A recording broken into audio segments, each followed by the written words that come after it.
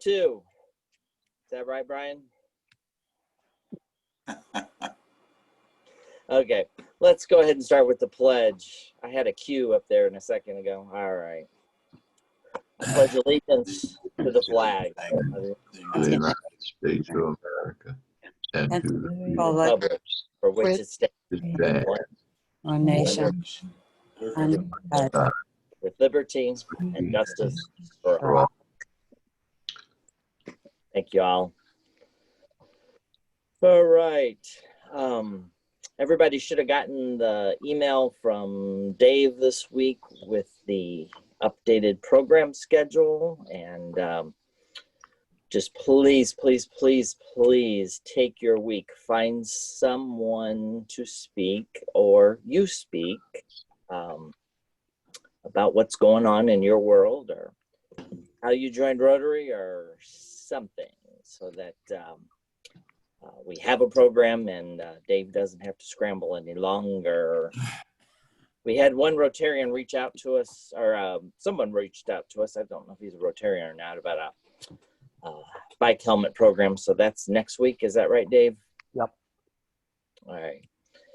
And so keep working on that, folks. Is there any other announcements that anybody would like to make before we turn it over to our program? I don't have an announcement, but I'm going to be 90 years old tomorrow. Oh, congratulations. Happy birthday. Hey. Happy birthday. That's an announcement. Happy Okay, birthday. thank you. In case I forget to call you. Happy birthday. Happy birthday, Al. Thank you. No kidding. 90, that's great. I don't know if any of you looked at Facebook yesterday, but the new Missouri RILA promotional video is finished and gone public. So take a look at it if you get a chance. I posted on my website, or you can look it up on Missouri RILA. It's very good. Very good. I saw it go post, but I didn't look at it yet. So Yeah. Very good. anything else? Everybody all good? Yep. And once Bill starts talking, I'm going to mute everybody but him, just like we've done in the past. And then once we're done, you can unmute yourself for questions or anything like that. Sounds good. So with that, let us introduce Bill Dees, District Membership Chair. Bill, tell us a little bit about yourself, and you've got the floor. Thank you. I appreciate it, Mitch. Fun getting together this morning with all of you. I don't want to spend a whole lot of time talking about me. My Rotary experience actually started way back in 1984 when, we got somebody else coming in. Good. 1984, I was a member of a group study exchange team to Japan. I did not join Rotary for about 20 years because I was commuting to work, and with attendance requirements, I couldn't make the meetings. Fast forward those 20 years, I joined in Litchfield, Illinois, on the Illinois side, District 6490, and was active in 2011-12. I was president of the club, and the next year they asked me to be an AG, and participated a lot in Rotary at that time through 2014 when we moved to Hannibal, Missouri, to be close to grandkids. The club here is significantly bigger than the one I was in Litchfield. There were 75 people when I started here. We're down to about 70 now. Long story short, I was asked to be club secretary, and you know how that is with the new guy. They kind of tap you and say, hey, we need somebody. So I took that on, and it did teach me a lot about the club membership and about how the club operated, as well as gave me a great network for people in the community allowed me to know. I tell people all the time I needed a doctor, a lawyer, insurance agents. You go down the whole list, and that opened a lot of doors for me in the community. So really, Rotary was very helpful in that respect. And again, I got a tap on the shoulder to be an AG because somebody saw that I had that on my resume. So I did that with, I think there are 6 different clubs up here that I have been the AG for on 2 different cycles. And then last year when our district membership chair had to relocate to Colorado, somebody tapped me on the shoulder again. So here I am. And actually Zoom saved me as membership chair a lot of miles. Because the membership chair was, along with other facilitators in the district, were supposed to touch with clubs about membership. Literally this morning, I would have had to have gotten up at about 4:30, jumped in the car, and to drive to Overland to be with you. So Zoom has allowed us to open some doors, and actually it's created great opportunities in many respects to connect with people. So along the line, I committed to the governor that I would meet with all of the clubs in the district over the next year, year and a half, to do facilitation and membership talks and gatherings. The talks really, this morning's a talk, but typically I do a facilitation with membership chair and the members, usually 5 to 6. And so I've reserved Wednesday evenings from 5 to 6 to schedule those. And I've asked Mitch to consider the membership chair doing one next Wednesday for Overland. But enough about me and that process. This morning, let me throw a quote out. I love history. In the wintertime, I read more books about history, especially presidential history. My mission is to read the biographies of all of the presidents. So let's start with George Washington. He said, as he began to lead his new ragtag colonial army in 1776, he said, independent Americans must be led. They will not be driven. And so this is an initiative about membership that is coordinated by Rotary International, but driven by your club and its members. Timing is everything. We need to be talking about this, and there are lots of reasons, but let me cue up a 2-minute video that David has seen this a number of times, but it is awesome. It was put out during the Rotary Convention. So let me share my screen and see if I can cue this up for you.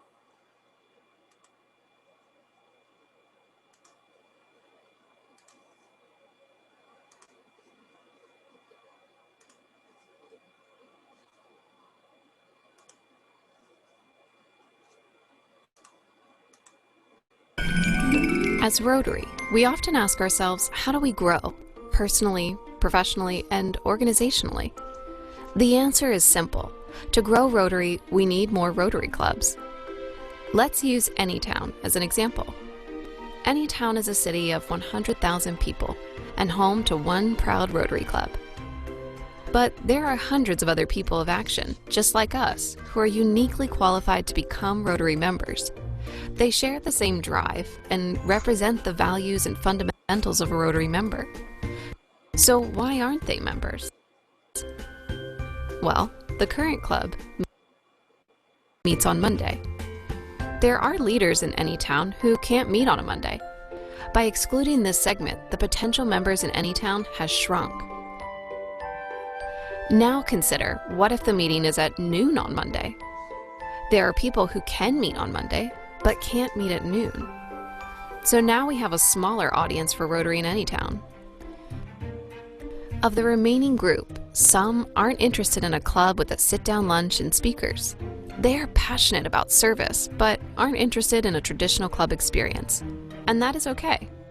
The Rotary Club of Anytown isn't doing anything wrong. It just doesn't appeal to particular segments of the community. And if we're going to thrive for years to come, we must adapt and embrace change. In Anytown, we have an opportunity to expand because potential members are everywhere. More than half of the eligible people are prospective Rotary members, waiting to make a bigger impact in their community. But what Rotary Club exists for them? If Anytown creates new clubs at new times and new places, the hidden potential for Rotary will be revealed. As people of action, we must broaden our reach and provide opportunities to all leaders in the community. Together, all of us can grow Rotary.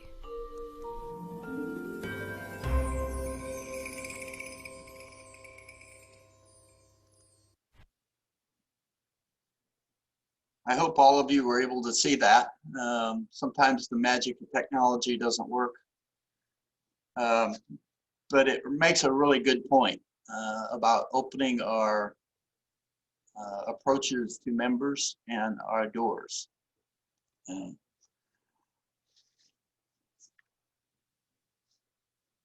Uh-oh. Uh-oh, let me shut that off. It switched to another.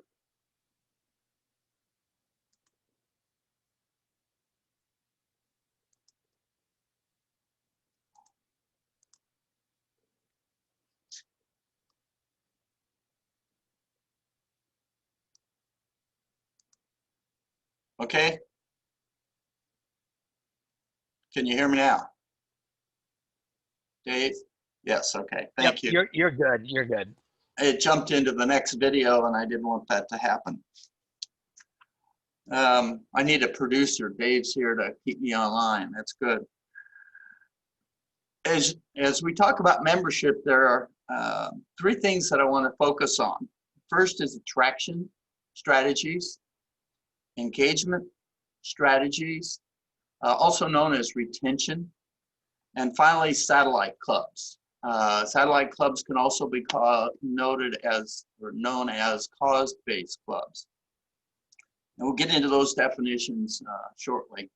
But let me give you a short story about attraction, engagement, and creating satellites. It's kind of a sidebar, but it's a personal story. Way back in 1964, Al can relate to this, I'm sure, and so can Dave. At age 14, I began to realize that girls were kind of an interesting character, more than being tomboys. So as I was passing my newspapers, I passed newspapers 6 days a week to 172 customers on my bicycle, slinging those newspapers with an attempt to put them on the porch, but a lot of times in the bushes. I noticed there were 6 young ladies about my age along that paper route. And so my mission at age 14 was, how do I attract them and vice versa? How do I engage them? And so I figured out, along with most teenagers in the 1960s in our hometown, everybody went to the Dairy Queen, which was about a mile away on summer evenings. So I figured out, well, I'll just ride my bike out to the Dairy Queen and see if any of these girls show up. Well, lo and behold, 2 of those girls would at 7 in the evening walk to the Dairy Queen. So I would pass them and wave to them on my bike and smile and, you know, be the geek that I was, trying to get their attention, trying to attract them. Well, I did that for a few days, and finally I got up the courage to stop and walk with them as I held my bicycle. And so I did that for a couple of days. Finally got the courage up. Again, it's attraction. I got the courage up to engage them. One of them I was particularly interested in, and so got up the courage to ask her to go to the show. go to the movies downtown. Mitch is smiling. He's been there. You know, it's that first ask, and I don't know what would have happened if she said no. I'd have been crushed and probably gone home to bed for a week. But she said yes. Well, of course, stars in my eyes, all of that. So I was able to attract her and began to engage with her a little bit. So let me stop the story there and talk a little bit about what we're attempting here. Our mission is to increase our impact, and this was promulgated by RI in July of 1919, so just over a year ago, or 2019, just over a year ago. Our mission is to increase our impact in the community, expand our reach in each of our communities, enhance participation and engagement for our members, and finally, increase our ability to adapt. So if you think about it, over a year ago, COVID wasn't on our minds at all, wasn't on the radar. Increasing our ability to adapt is just what we're doing this morning. A year ago, this was not on anybody's radar. Now, Zoom was around, and so was Facebook and FaceTime and all of the connections, but they were really pretty obscure compared to what they are today. So business and life has changed significantly. And so Rotary has to make that adaptation, has to adapt to it all also. I've asked Mitch to help me form this group of folks that will meet. Typically I meet for 30 to 60 minute sessions with members to talk about attraction with the first session, engagement on the second session, and then satellites, which really leads to a bigger discussion. So I say 30 to 60 minute sessions because as the club members engage in conversation and brainstorming and solution finding, sometimes it runs over. The first club I did, West St. Louis or St. Louis West, the first session was 30 minutes. The second session was an hour and a half because they really got into it. And so after the second or third session, the membership takes the ball wherever they think it needs to go. Again, the club makes the call on direction. Somebody mentioned earlier about why Rotary. Let me ask a couple of questions if I can. Jerry, if you'll unmute, can you tell me or indicate why Rotary for you? Well, in the beginning, I just recently retired as the activities director of our local high school. And in the beginning, my principal said, you know, here's a good you need to get involved in community organizations. The director of HR is a member of Rotary, it'd be a good thing. So I joined and I was a Rotarian. And then I stumbled across this program called RILA. And, I did that was my hook, that was my passion. Went along for quite a while and for various reasons decided Rotary wasn't for me anymore until I got the call. I called and said, hey, can I be a counselor at RILA? I miss it, I love it. They said, well, we're full as far as our professional counselors. So I sighed and I went, if I join Rotary again, can I come? And they said, absolutely. So I'm back. And that's, RILA is my Rotary passion. Thank you. That's classic. I kind of feel the same way about group study exchange. Anne, if you unmute, can you give us a why Rotary story? Well, I joined Rotary back in I think it was 1995, and I also worked in the same school district where Jerry worked. And at the time, I was director of human resources, and the representative from our district who was in Rotary was retiring, And she asked me if I would be interested in coming to a meeting. And the superintendent kind of encouraged involvement. So I took her up on it and rather quickly joined, not knowing what I was getting into. But ever since then, I've loved it. You know, the friendships that I've made have really been special. And I retired.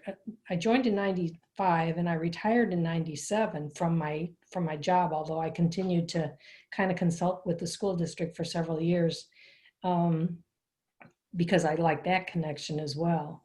And so I think my involvement in Rotary combined with my connection to the school district has been a good fit.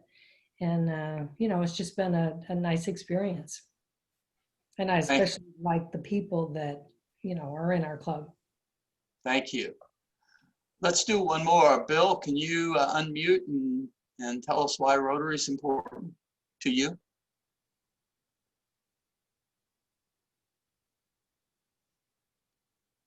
I'm a engineer by degree, and in January of 1977, I started my own business, and I had opportunities to join just about anything in the world that you could join, but I was always too busy. And Ted Matkin, who was a member of the Rotary Club of Overland, was a very good friend, is a very good friend of mine. And he must have asked me 100 times to join the Rotary Club. No, I'm too busy. I'm too busy. I joined the Rotary Club probably, I think it was in '88. And I'm very happy that I joined. I have no time for any other organization. I will make time for Rotary. I had the opportunity of being, I think, the first Rotarian that was named president twice. And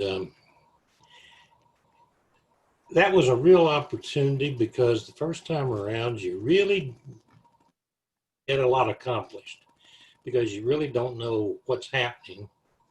The second time around, you can correct that. But to me, Rotary is a very important part of my life. I will continue to be a Rotarian for the rest of my life. And that's it. Thank you. I'm sure if we had time, and I'll do this during the next session, as we go around the room and we talk about why Rotary. Every one of us has a story. And every one of us has gotten it from our head down to our heart. And that's what shows up. It's the passion.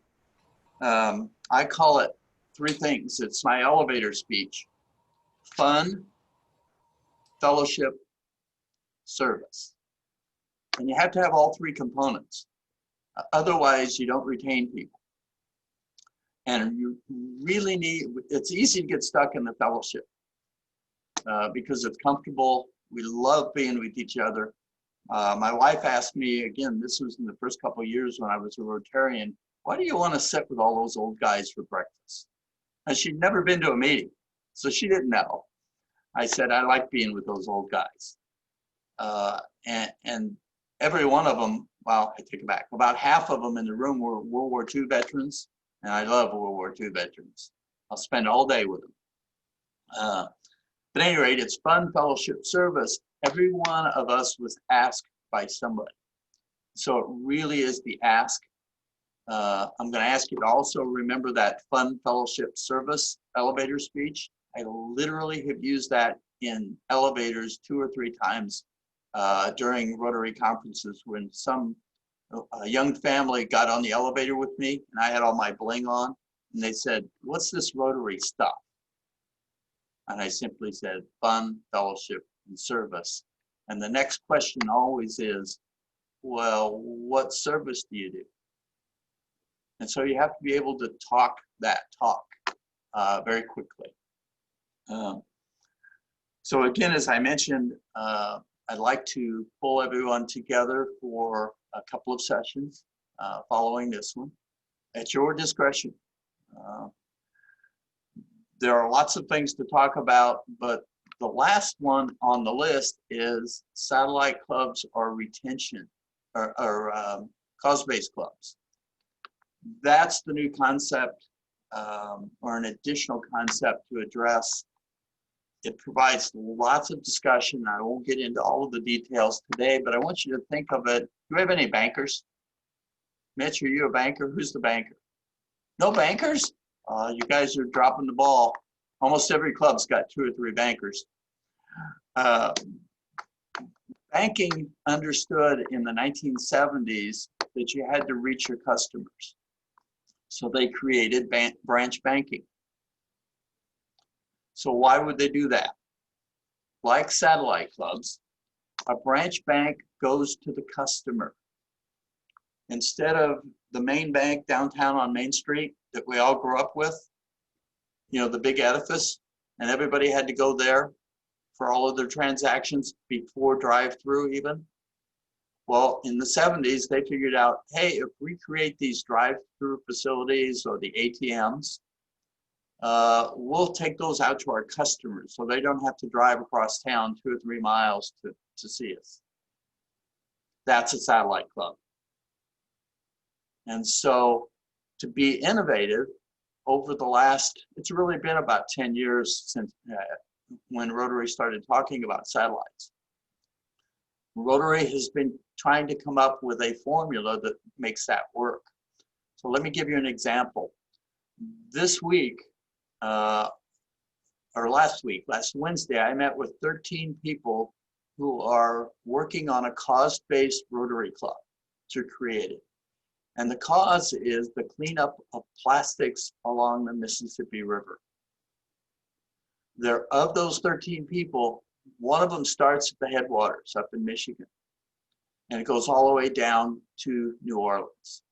So there's only 13 people at this point, but a week from Wednesday on the 26th, those 13 people have organized groups of folks that will meet either on the river or a tributary to the river to pick up plastics, because plastic is the biggest source of pollution along the river right now and in most tributaries.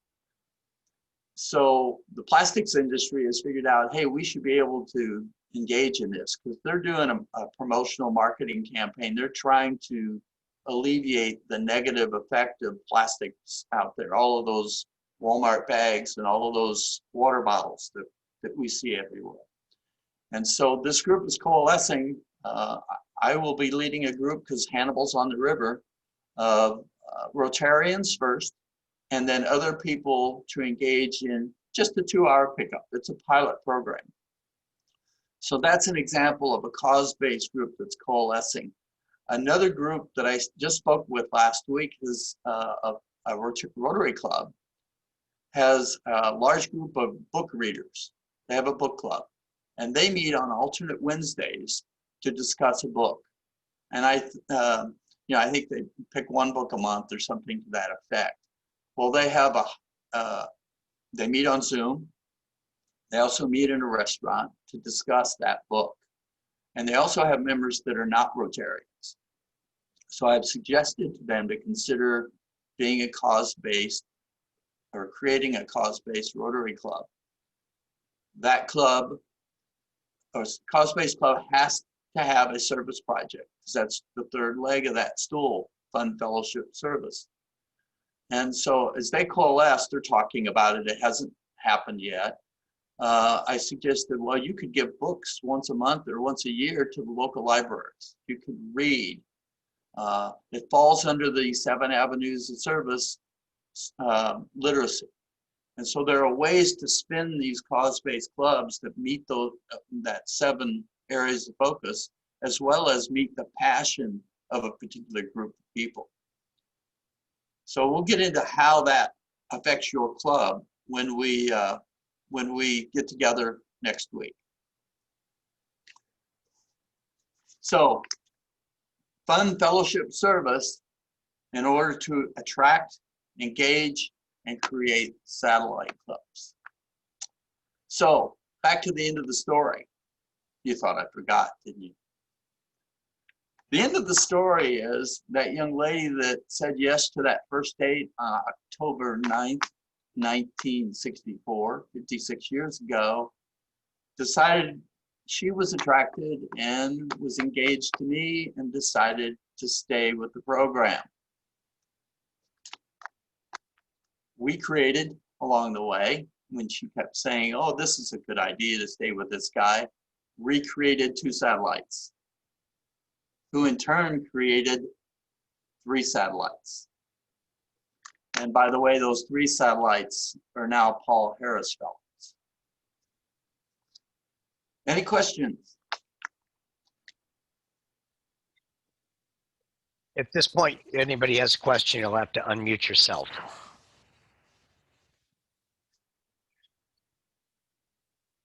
Bill, what was the third leg? It was attract, engage, and what was the third one?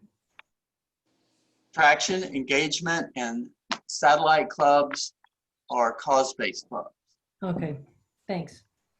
You're welcome. Bill, I'm Carolyn, and I'm a retired banker. I got in when I was working. I retired in 2012. So you I'm saw loving that evolution. Yeah. You know, think about if your club suddenly, to create a cause-based club or a satellite club, it requires 8 people. Imagine if you created 2 satellite clubs simultaneously. You'd add 16 members to your membership. None of the cause-based folks or the satellite clubs are competition for you. They are people that would never join your club because you meet at 7 a.m. in the morning or breakfast or lunch. They won't join Rotary because we're not reaching out to them. It's not about us. It's not about them. It's about meeting their time needs. Bill, we had a district governor who's since passed away, Chuck Aylert. He was governor the year I was club president. And he said, you have to be careful how you say this. And I'm thinking, okay, where are you going with it? Because he always paused at that point. He said, in order to grow Rotary, you have to get off your ass. Making sure you pronounce the K on the end, because some people join because they see it and they want to. And they see something about it, and you know, I'm making this up, but you know, a relative of mine had polio. Rotary's doing polio. I want to get involved in that. But by far and away, it would seem like those are the very few.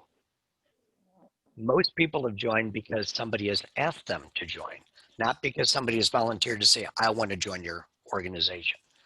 Yeah. They ask frequently, at least for most clubs, is, hey, do you want to go to a Rotary Club meeting? Who wants another meeting? Ask them to lunch.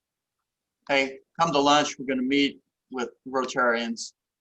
And everybody that's a young millennial, X, Y, and Z, they know networking hands down. And they'll network. And if you tell them, you know, 15 people, professionals are going to be there, they're in. It's then getting them to the next step to understand fellowship service. Let me end with go ahead, I'm sorry. So I'm Brian, and I'm the membership chair, and I know you guys are looking at Wednesday, and Mitch, before you guys finalize anything, I've got Wednesday night meetings that I'm going to be set up on already that I'm committed to. So Okay. if it works out to have it on a and Thursday nights too. But if it works out to have another night, that'd be great. And if not, you know, I'll get Mitch's notes. But Okay, Brian, you where just tell me. You're the chair. You just tell me when you want to meet. I'll adjust. Well, Tuesdays is probably my best evening. I don't get home from work until close to 7, though. That would be an issue, unless we did something at 7 o'clock in the morning. Any morning that we don't have Rotary, that would work for me also. Whatever works for you guys. Okay. Discuss that among yourselves, and then Brian, if you will email me, and then email me the emails of folks, and then I can send out a link at whatever time you decide. Okay. Okay, thank you. Thanks, Bill, and thanks, Brian. We'll make those connections, and we will, because we need to do this. May I have a moment? Yes, sir.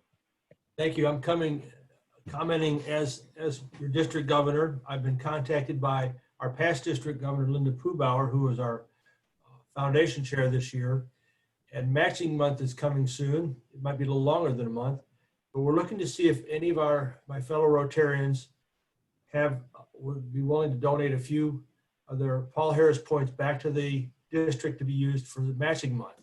I've pledged about half of what I have for that cause. And if you would contact me or Linda Pubauer, and it would be much appreciated. It might encourage some younger member to become a Paul Harris Fellow and be on their way to reach the Paul Harris status that many of us enjoy. So just think about it. I'll be reaching out to probably a lot of you individually. There's no bad answer. Yes, no, some, any would be very much appreciated. And I'm sorry I got here late. I misplaced the Zoom link in the 7,012 emails, and my internet decided to quit midway through, but I'm back. So Bill, thanks so much for being here with us today. And that's all. My pleasure. Thanks, Tom. Anything else for Bill?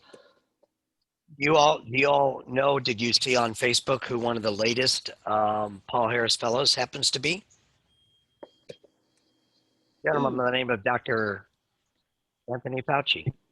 Was declared as the E-Club of Florida, Rotary E-Club of Florida, made him not an honorary, but a Paul Harris Fellow, donated either points or money, whatever they did to get that accomplished, but in recognition for the service that he has done. And as we have done and made other people Paul Harris Fellows, every year when we've been at Show Me the past several years, we have taken one of the servers and have made them a Paul Harris Fellow. Jimmy, the one that we did the first time through, anytime we were there for meeting, he is wearing his Paul Harris pin. So, it go back to, comments we made earlier. You reach people in ways you may not even realize by doing stuff. I'd like to share something with you. I shared this with David and Todd. There was a fellow who made up at our Rotary Club occasionally by the name of John McKenzie. He was a member of the St. Louis Club. And I used to see him sometimes at the pier, just the friendliest, nicest guy. Anyway, he passed away. If you remember the story about the Lake Tishomingo, where these two men were fishing, and the fellow had an RX 350 car, and he got out of the car to get something in the fishing, and it slipped out of park. And John was in it, and he went into the lake and passed away. I guess he drowned from it. But I just remember John as being just a nice, friendly guy, and he had past president of the St. Louis Club. But it's kind of a tragic thing. Wow. Oh,